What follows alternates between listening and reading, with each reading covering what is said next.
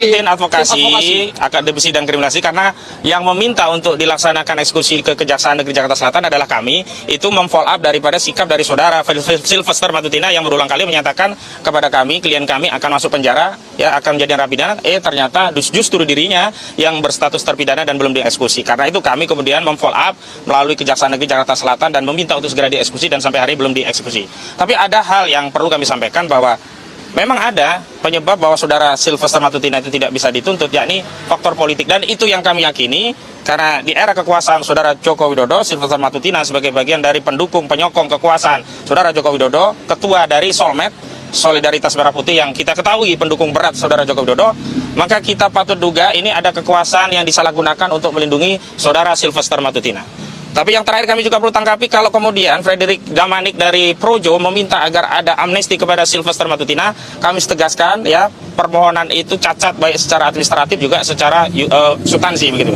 Secara administrasi kewenangan, bahwa di dalam konteks hak prerogatif seorang presiden, khusus untuk amnesti dan abolisi, itu adalah kewenangan prerogatif presiden yang inisiatifnya subjektif, yang diberikan oleh presiden langsung tanpa ada permohonan. Berbeda hak politik presiden dalam bentuk grasi dan rehabilitasi, itu memang bisa diajukan oleh pemohon. Jadi tidak ada kepentingannya presiden di kotak-katik. Ini sama saja ya, saudara Frederick Damanik itu lancang ya, mengacak-acak kewenangan presiden untuk memberikan amnesti. Sebagaimana kemarin kasus Tom Lembong dan juga siapa satunya itu? Hasto, itu juga pemberian daripada amnesti dan abolisi kepada Tom Lembong itu bukan karena permintaan keduanya, tetapi atas inisiatif presiden. Karena kewenangan yang melekat dari presiden itulah, maka kemudian presiden memberikan, bukan atas permohonan. Kalau permohonan itu gerasi dan kemudian rehabilitasi. Yang kedua, ini barang, ini orang belum pernah dieksekusi 1 hari pun. Kok enak banget dia ya, bisa minta amnesti. Kalau diberikan, wah rusak negara ini, nggak perlu lagi ada hukum. Kenapa? Kalau nanti kita terpidana, ya udahlah minta amnesti, cari koneksi, selesai. Nggak bisa begitu. Kecuali satu hal, kalau ternyata terpidana Sylvester Matutina dipanggil oleh Yang Maha Kuasa, ya sudah, kita ikhlaskan. Nggak bisa itu dieksekusi. Bagaimana mau eksekusi kalau orangnya memang sudah dipanggil Yang Maha Kuasa? Tapi hari ini dia masih hidup, masih berkeliaran. Jadi saya tegaskan kepada saudara Matutina, Sylvester Matutina, kawan dia kan Frederick mengatakan kita ini dianggap takut sama Sylvester. Nggak ada takutnya. Ada yang mengatakan itu bukan, nggak ada orang gede di belakangnya. Orang gedenya itu adalah si saudara karena badannya gede. Saya tegaskan, Sylvester, kamu jangan gede badan saja, hormati konstitusi. Kau katakan kau ya dalam sebuah diskusi TV dengan saya, kau akan kesatria, kau akan taat hukum. Sekarang kau taati hukum, datang ke Kejari Jakarta Selatan, serahkan tangan kau, atau setidaknya minta Fitra Romdoni untuk meminjam borgolnya, kau borgol tangan kau, serahkan diri kepada Kejaksaan Negeri Jakarta Selatan. Jadi itu yang perlu kami tegaskan, dan kami hari ini ada dukungan dari tokoh juga, dari advokat yang lainnya. Sebelumnya kami persilakan dulu Bang Samsir Jalil dulu. Ya, Bang Marwan agak sini Bang, nanti biar bisa menyampaikan. Oke, selamat pagi, assalamualaikum warahmatullahi wabarakatuh. Ya. Hari ini pagi tadi dalam perjalanan saya menuju ke sini, saya membaca sebuah harian kalau Pengadilan Negeri Jakarta Selatan menerima gugatan yang ditujukan kepada Kejaksaan Negeri Jakarta Selatan tentang mengapa Sylvester Matutina ini tidak dieksekusi sampai saat ini, yang telah berjalan 6 tahun.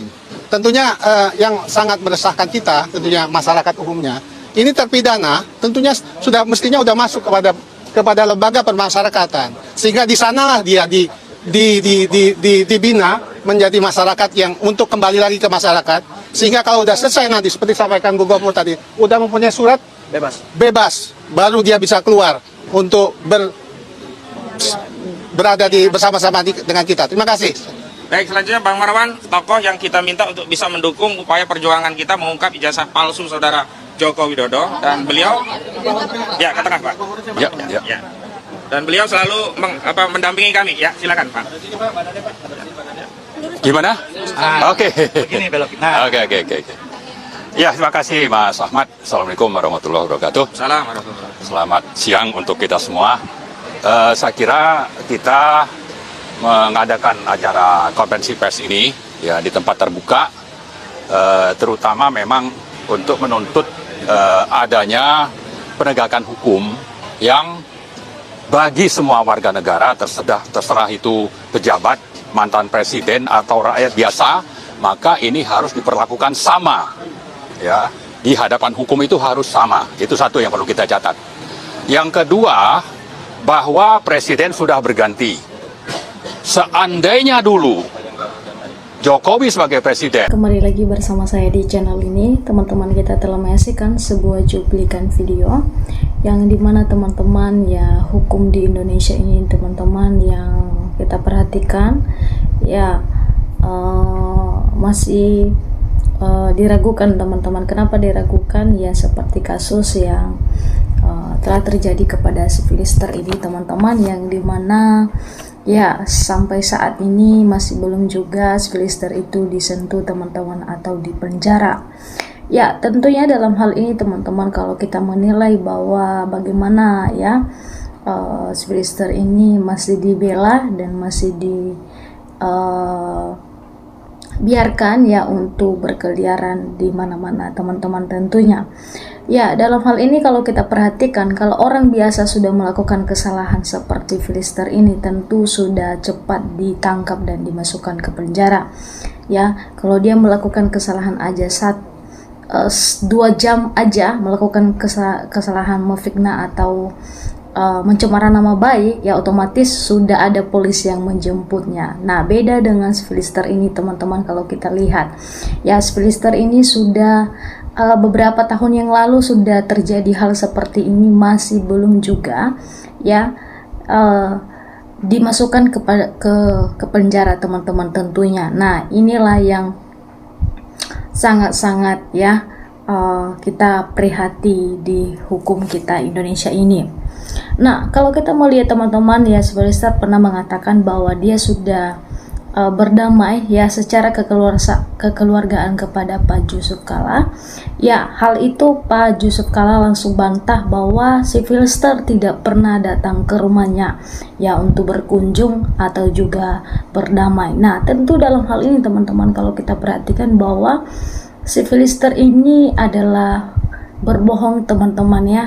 Dia suka berbohong ya, suka menipu teman-teman. Tentunya kita sudah melihat dan menilai pribadi si Filister ini teman-teman ya, tidak baik untuk dicontoh teman-teman. Dan begitu juga ya hukuman di Indonesia ini harus lebih ya adil, apalagi hukuman yang telah divonis kepada si Filister ini teman-teman.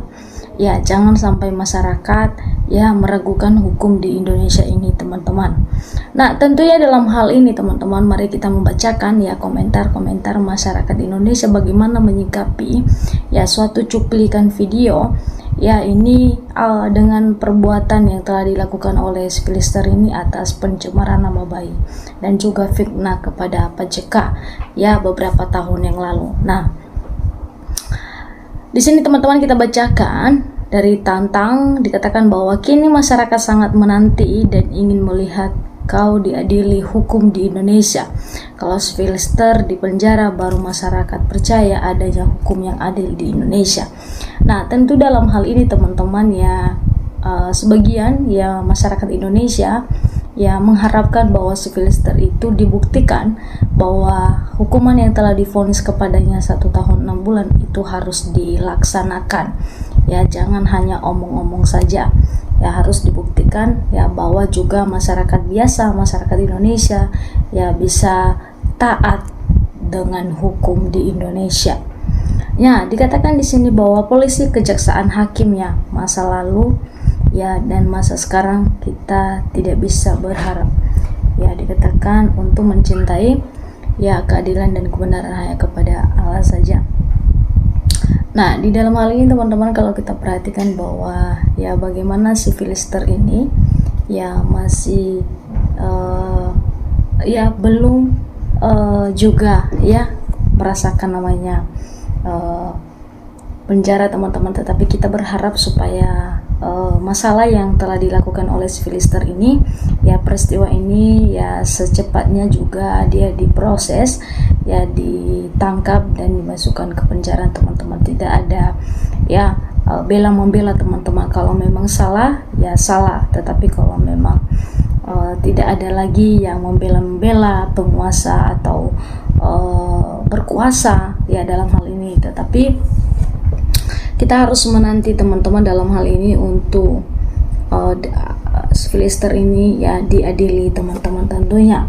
Ya dikatakan kebenaran dan keadilan menemukan jalannya sendiri, dikatakan begini teman-teman. Ya, dalam hal ini teman-teman ya, kita sebagai masyarakat Indonesia terus melihat dan memantau masalah yang terjadi ini kepada si Filister. Ya, karena sampai sekarang teman-teman belum ada reaksi dari kejaksaan dan juga hukum di Indonesia ini teman-teman, tentunya kalau kita perhatikan.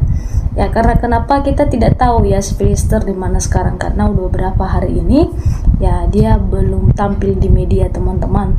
Ya, entah dia sudah menyembunyikan diri atau di mana teman-teman, kita masih kurang tahu. Tetapi kita berharap bahwa Indonesia ini teman-teman ya memberikan ya keadilan ya bagi orang yang bersalah teman-teman, jangan hanya kepada orang yang orang biasa saja teman-teman, tetapi juga menegakkan hukum kepada orang-orang yang memang pantas dan yang melakukan kejahatan siapapun teman-teman, tanpa memandang ya jabatan ya, dan dia dekat dengan siapa ya, dan jabatannya apa teman-teman. Tetapi kita berharap supaya ya negeri kita ini teman-teman penuh dengan hukum dan keadilan. Ya teman-teman, dalam hal ini silakan memberikan komentar dan juga tanggapan Anda. Ya, sampai ketemu di channel